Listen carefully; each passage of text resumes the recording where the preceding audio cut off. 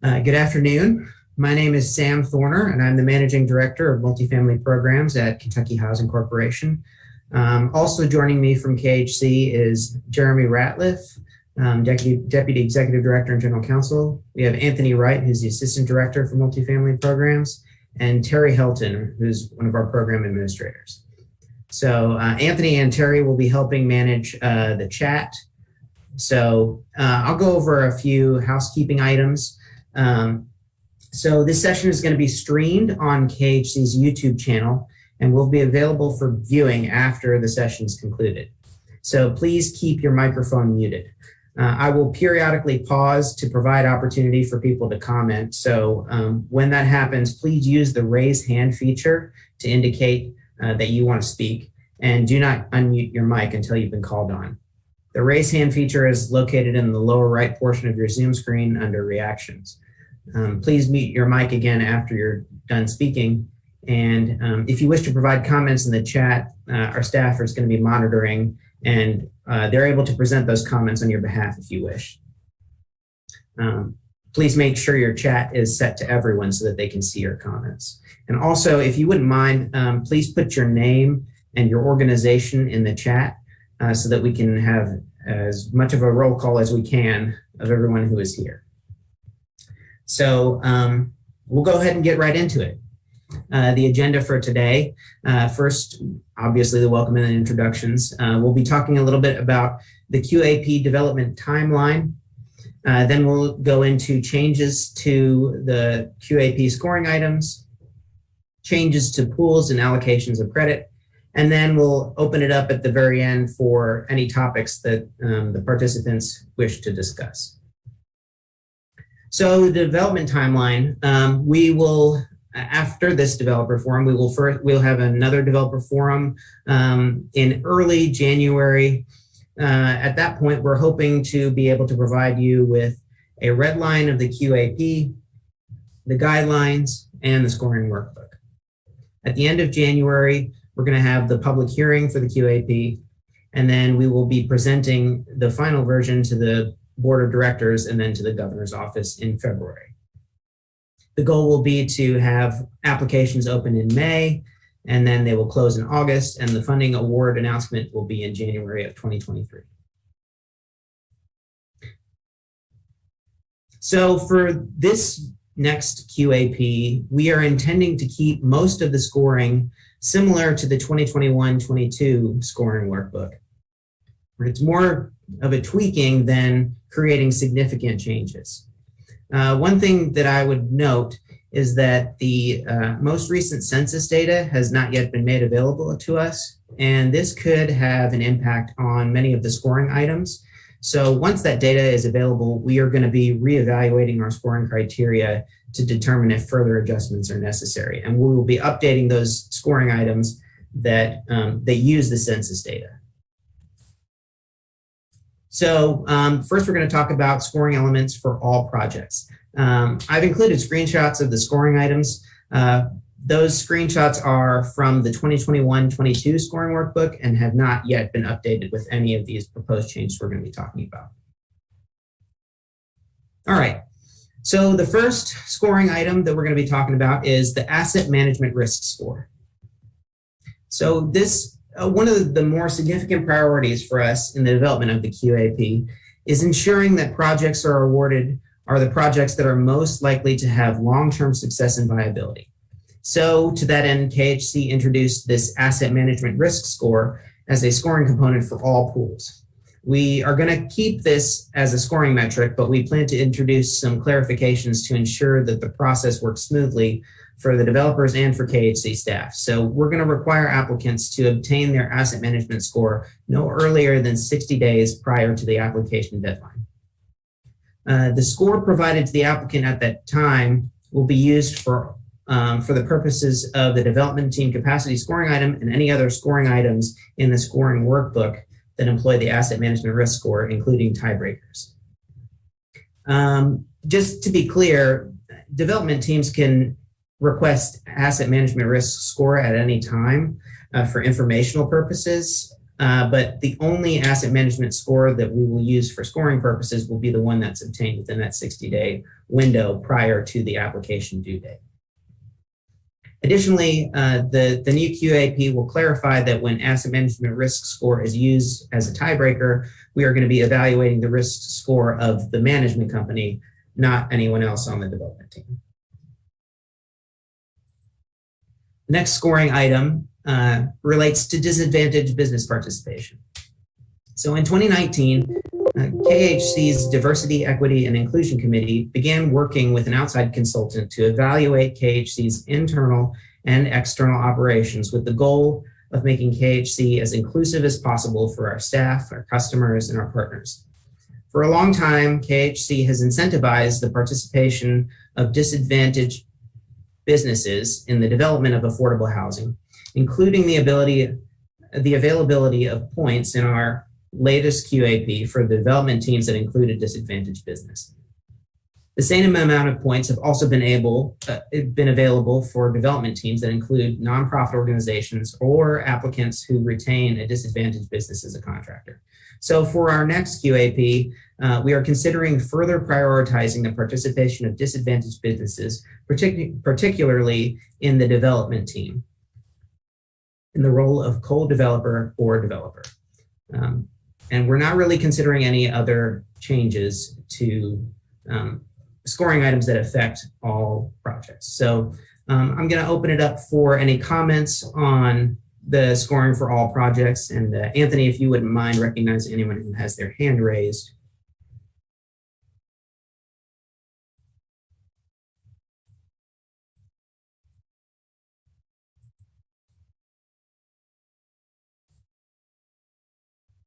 No questions?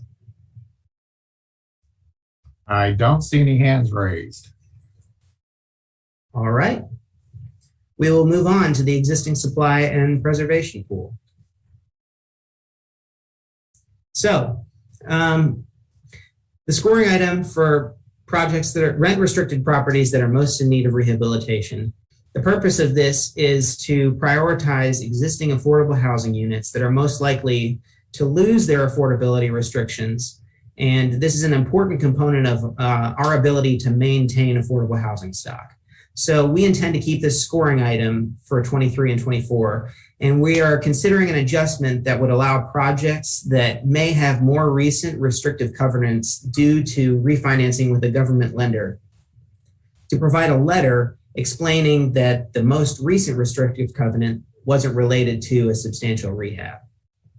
For example, if a project's second most recent restrictive covenant was reported 22 years ago, and the project was refinanced under a government program requiring a new restrictive covenant, but there was no substantial rehab performed, that project under this current scoring criteria would be eligible for 3 points if the application includes a letter from the governmental program stating that the 2019 restrictive covenant was not related to a substantial rehabilitation of the property. So it allows for projects to participate in those programs without being disadvantaged in our scoring criteria.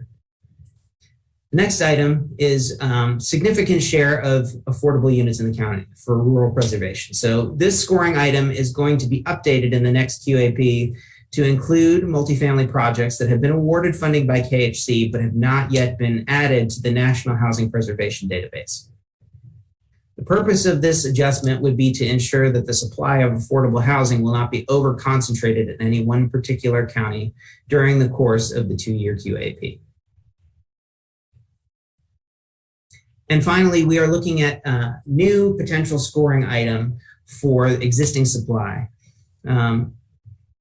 The purpose of this scoring item would be to prioritize preservation of rural affordable housing units in counties where higher percentages of residents are rent burdened. This scoring item could be introduced as a sliding scale, with projects in counties experiencing the highest percentages of rent burdened residents receiving the most points. As I discussed earlier, though, because the 2020 census data is not yet available, we are still considering the impact of this potential scoring item. All right, I will again open it up for comments. Does anyone have any questions about the preservation or existing supply scoring items that I just discussed?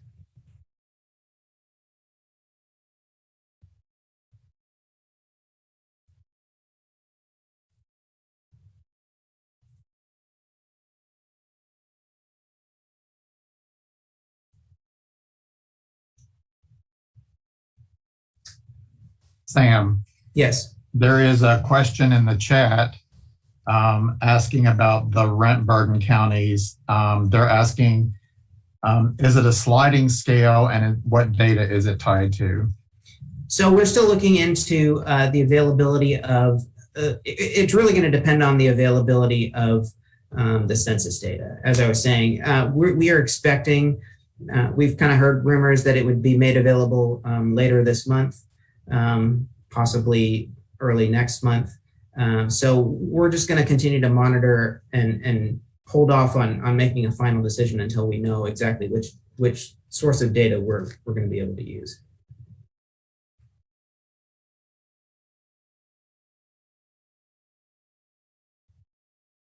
Any other questions?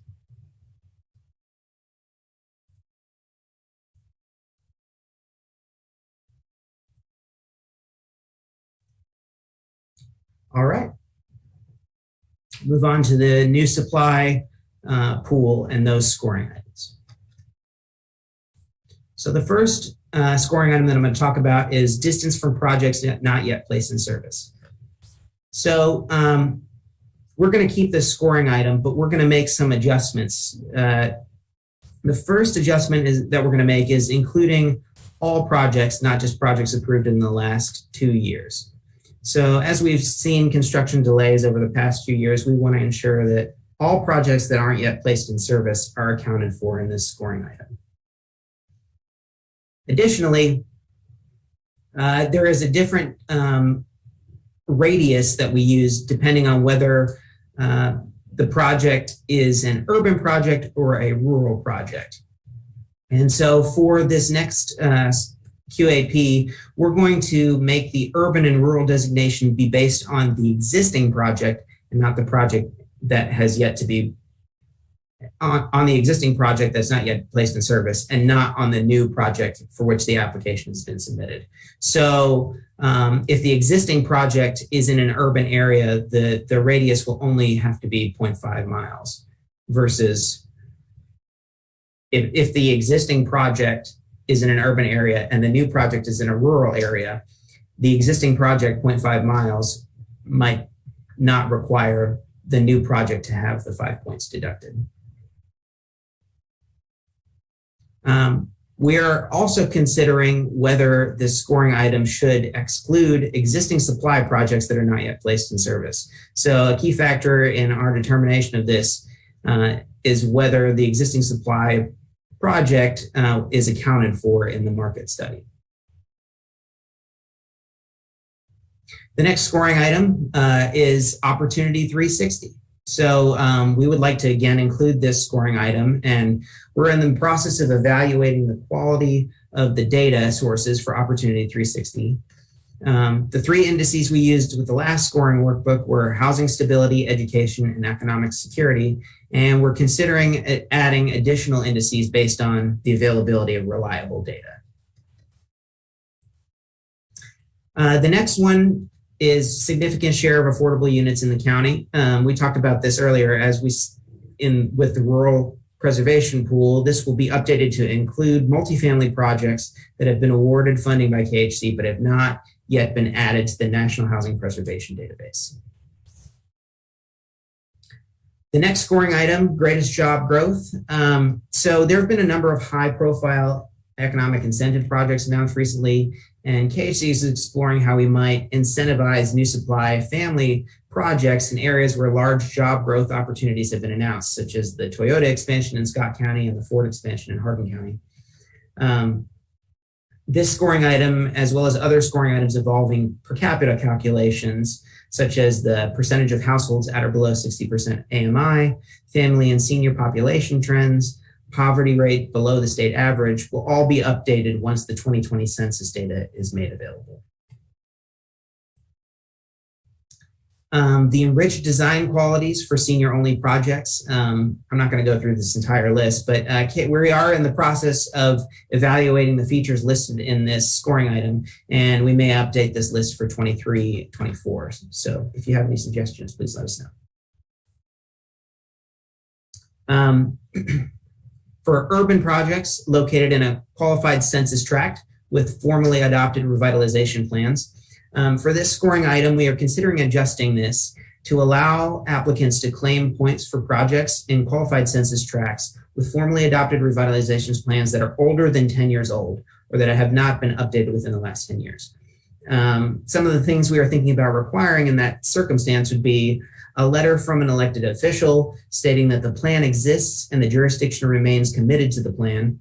KHC would also consider requiring evidence that the jurisdiction has taken recent action on the plan within the last 10 years. We are also considering whether to allow for plans that do not meet all of the stated criteria here, but meet only some of them.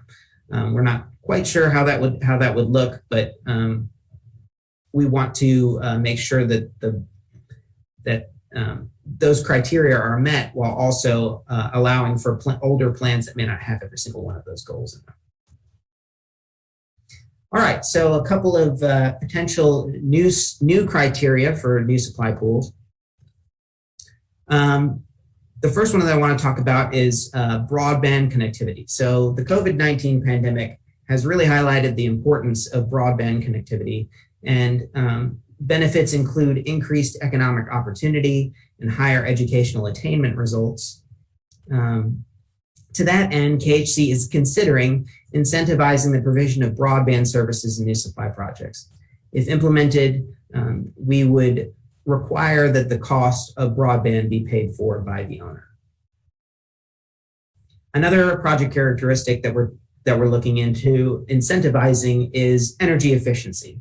So some of the potential benchmarks that we could include are the home energy rating system score below a certain threshold, project certification of zero energy ready by the U.S. Department of Energy, projects being certified with the Passive House Institute in the United States, PHIUS+, based on the 2015 Passive Building Energy Standard. In evaluating this scoring item, one of the things that KHC wants to ensure is that the utility savings are passed through to the tenants. Finally, KHC is considering offering points to projects proposed in counties in which KHC has not funded a LIHTC project within a certain period of time. So the longer it's been since KHC has funded a LIHTC project in that county, the more points we would be providing to a project proposed in that county. All right. Are there any comments?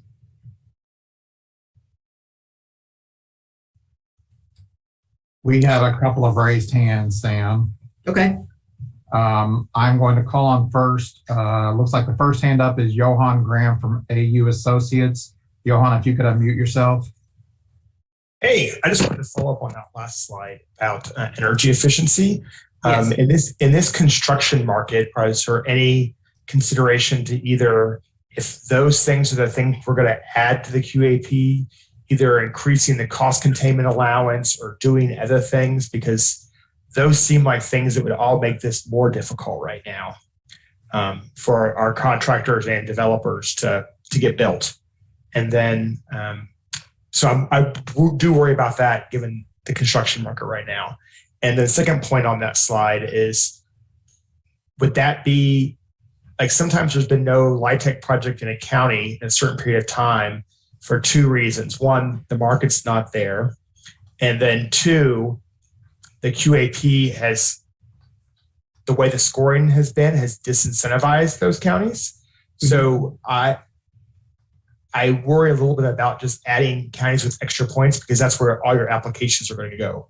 Like if there's points for certain counties, that's where all your applications are going to be, given everything else being equal.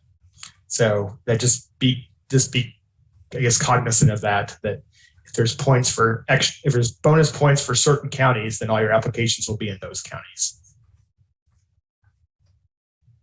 That's a great point. Thank you. We will take that into consideration. Thanks, Johan. Looks like the next hand we have raised is Anthony Elmore from Workbook. Anthony, please unmute yourself. Yeah, Sam, to piggyback on what Johan was saying on the energy efficiency, concern would be the more energy efficient equipment that's available, it's less likely that it's going to be made available to a larger market. So right now, it's very difficult to get materials, the equipment that's not available to a lot of folks. It's going to be difficult to get. We did a passive house project, and during COVID, we found out that there was going to be a delay of about 6 to 7 months on the HVAC equipment just because it's not readily available. So encourage you to keep that in mind, that folks could obligate themselves to that and then not be able to get equipment. That's a good point. Thank you for bringing that up.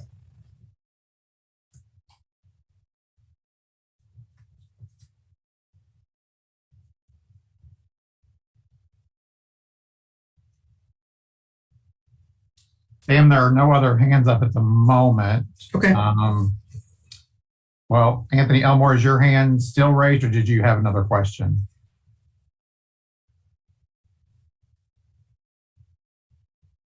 Okay, looks like he lowered his hand. Thanks, Anthony. We have a comment in the chat from Caitlin Snyder. Her question is, how would incentivizing projects in certain counties where there haven't been any LIHTC projects interact with the market studies? We would still require a market study for those projects. I'm not quite sure. I mean, and the market study would have to support the creation of those new units. Caitlin, if you'd like to unmute and maybe expand on your question, you're welcome to do so. Hi, yes, this is Caitlin. Just thinking about when the timing of your market study is due and when the points would be awarded and just how the two of these things would interact together.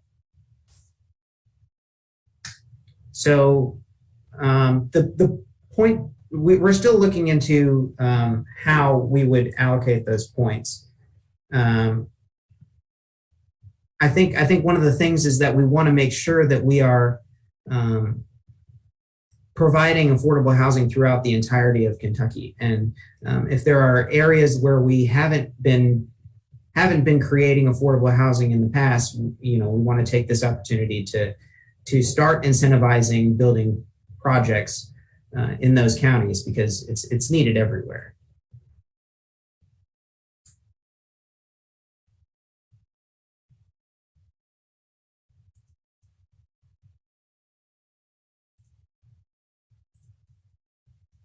Thanks, Sam. I don't see any other hands raised or comments in the chat. Okay. We will move on then. So changes to pools and allocations of credit. So we intend to generally keep pools similar to the previous QAP, including the innovation pool. So the innovation pool has been extremely successful, and we want to continue the momentum for innovative projects. However, one significant change that we are considering in our allocation of credits relates to our recent allocation of home ARP funds. So home ARP is a new allocation of funds under the American Rescue Plan Act, designed to assist persons who are homeless or at risk of homelessness. So KHC, as the administrator as the State Housing Finance Agency, received a $51.7 million allocation, and special one-time allocation. And this is for the balance of the state. These home ARP funds must be used to primarily benefit qualifying populations. So those who are homeless, at risk of homelessness, fleeing or attempting to flee domestic violence, dating violence, sexual assault, stalking, or human trafficking, or other populations where assistance would prevent homelessness or serve those at greatest risk of housing instability. The eligible activities under the home ARP funds include development of affordable rental housing. And KHC has a draft of our allocation plan for the home ARP funds that we'll be receiving that's available on our website. So in light of that, KHC is considering whether to set aside a portion of our 9% tax credit allocation to couple with home ARP funds for the development of supportive housing projects to serve the home ARP qualifying populations. KHC would potentially fund one supportive housing project per year with 9% credits under this set aside. I'm using the term set aside to describe it, but we're still exploring the best implementation method of how we would allocate these credits for supportive housing. It might be a separate pool, it might be a set aside, or it could be an entirely separate RFP process outside of our normal funding round. We are also looking into the use of home ARP funds as straight gap financing. So some potential supportive housing project characteristics. Louisville and Lexington receive their own separate allocations of home ARP funding. So we're probably going to be looking at projects that are located in the balance of state. The projects would probably be about 40 plus units. They would have no permanent debt, and so they would likely have to have different underwriting requirements to support this characteristic.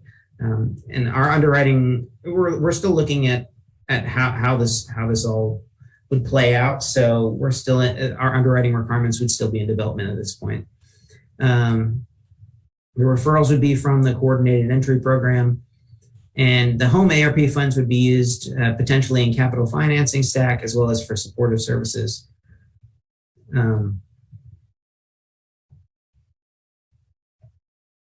You can use the home ARP funds for capitalized operating reserve, but we really want to ensure that these projects remain viable.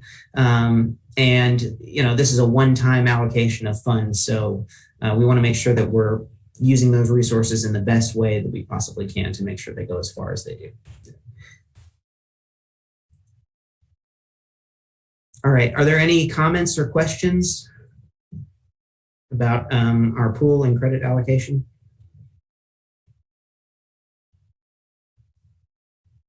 Sam, this is Anthony. We have a couple of questions in the chat. One going back to the scoring item about incentivizing projects in underserved counties. The comment is, does scoring item number 5, share of affordable units, already accomplish the underserved county area? Or I'm sorry, issue. So I think it's a slightly different issue. We want to be able to serve counties where we haven't done projects in the past. So we're looking at ways to do that. It may be that there is some overlap, but it may be that there isn't. So we're still looking into those scoring items and making sure that we are going to be able to reach as many counties as we can. Okay, and the next question in the chat is in regard to the home ARP funding. I believe you answered this, but it was, are we saying that home ARP funds must be used outside of entitlement communities? I'm not sure I understand the question. Entitlement community being a jurisdiction that receives a direct allocation. Oh, well, so we're still looking into that, but that will likely be the case. And the last question in the chat, I don't know that we know the answer to this, but is asking, did Northern Kentucky receive a direct allocation of home ARP funds? Don't think that they did, but I can get that answer to that person. Okay. It looks like we also have one hand raised. Roy Woods from Community Action, if you would unmute yourself, please, and ask your question. Yes, thank you. Sam, my question, of course, is dealing with the ARP home funds. And of course, the population that we're trying to serve is the homeless population. And my question becomes, are those funds strictly for the balance of the state, which would make Lexington Fayette County ineligible. Am I understanding that correctly? Well, so we're still looking at how these funds can be used, but Lexington did receive their own separate allocation of home ARP funds. So they will be deploying those funds in their city. But that's not to say that those funds could not be coupled with KHC tax credits to produce a project in Lexington or Louisville. That's correct.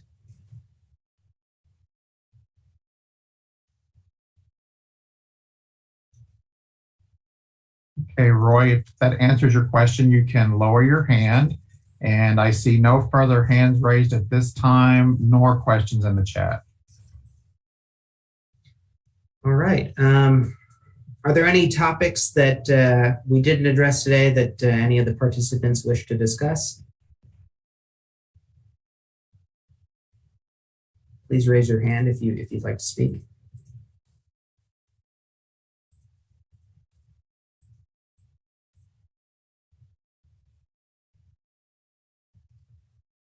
Okay, looks like we have some hands going up in the air. The first one I see is Landon Burcham from HPI. Landon, please unmute yourself and ask your question. Yeah, thank you. Landon Burcham, Housing Partnership. Was wondering if there would be any changes to how the cost containment limit is assessed in the next QAP, just given the unprecedented changes we've had in construction expenses over the past few years. So that's something that we can certainly consider. I think the cost containment levels for this year, Anthony, did they remain the same? They did, because the metric that we used to base them on from HUD did not change.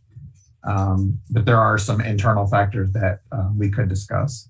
Yeah, we'll definitely take that into consideration. Thank you. Thanks, Landon. We also have a hand raised by Anthony Elmore at Workbook. Sam, do you have an idea on the timing of your plan for implementing the ARP outside of this, coupling that with 9%? So if you're going to do a separate RFP or another application round, more of a targeted approach with services? I don't have a definite answer for you at this point. We're still looking into it. I know that with the timing of the 9% tax credits, we would probably want the award announcement to line up with our regular award announcement because of the time constraint related to the tax credits. So we wouldn't want one of those projects to have to rush to close and complete construction. Okay.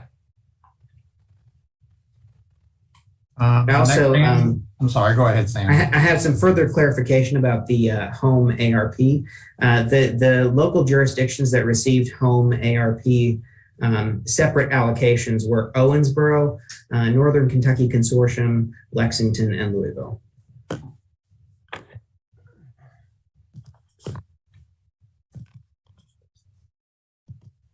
And we have a hand raised from Johan Graham at AU Associates. Hey, I just wanted to reach back and touch on something that Anthony talked about earlier, and then somebody else just brought up as well about the construction cost. I know some other states have explored going into the passive house, the more lead design and things like that, but I've been around at least long enough to know when we had our debacle over the heat pump water heaters that were even manufactured in Louisville, and how difficult that was, even though the manufacturing was in Louisville, how difficult it was to get them, install them, find people who could service and install them and maintain them.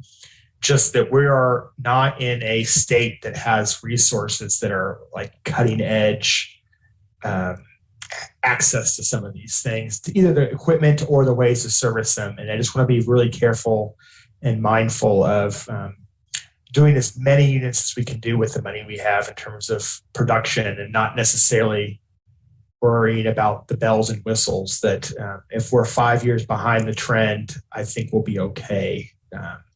But just making sure we can produce as many units as we can with the money we have, and maybe not be on the cutting edge of some of these things that are really difficult to do, especially in a pandemic with a supply shortage. Thank you for that comment, Johan. We will definitely take that into consideration.